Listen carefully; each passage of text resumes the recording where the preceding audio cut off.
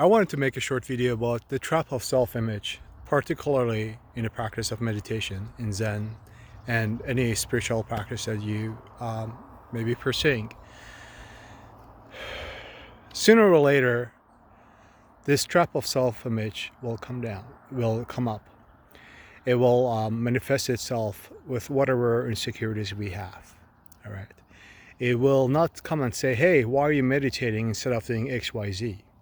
It just points out this image of you missing out on this life that you could be having instead of sitting on your mat practicing at sunset, for example.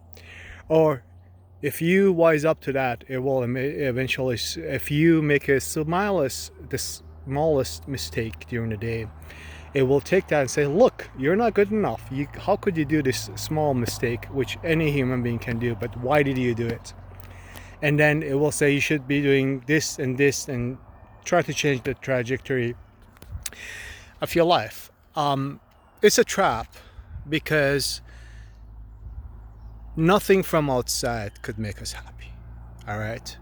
In Buddhist tradition, there is this very simple but very beautiful story about, or philosophy rather, of the six realms. Gods, jealous gods, hell realms, hungry ghost realms, human realm, and I think there's another one.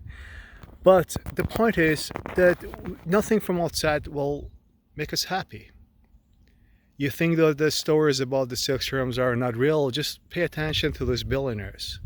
They have zillions of dollars, but still they get out of their way to demean someone next to them, another billionaire.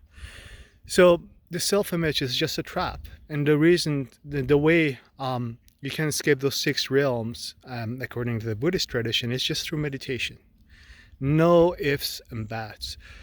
Meditation or similar spiritual practice that you can deepen and deepen and deepen to realize there is no you really when you come to think of it, in a deeper sense, in a scientific sense. So the self-image is our maras, our egos, or whatever you call it, try to maintain its own sort of control, and it wants to derail your practice. So yeah, it may make you feel like you're not enough. It may make you feel like you're missing out on life, but you're fulfilling your oath. Even if you live in poverty, let us say, and you're meditating full time, let us say, you're fulfilling your promise to yourself, to your ancestors, really. So be aware of that and just work with it and just let it pass through, calm down, and go back to your breath, because it is a trap. Nothing from outside ever, not zillions of dollars, not billions of dollars, will make you happy. If you think you will, just look at the billionaires. No amount of love, nothing else.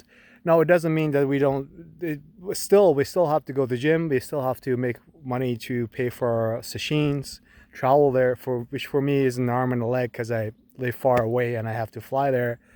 But it's worth it because ultimately we're fulfilling the promise to ourselves. So you don't have to do anything. Just pay attention, sit with it. If you pay attention, it's like someone trying to sell you something that you don't need. You listen, you nod, and say thank you. So yeah, so be aware of that, because this is the ego's way of trying to derail your meditation practice. And if you feel that way, if you feel really shitty sometimes after a long day of practice, congratulations. That means you're doing it right. And I sure hope you have an amazing teacher to point that out for you. All right, sending you love. Get back to the mat and practice, and talk to you soon. Bye.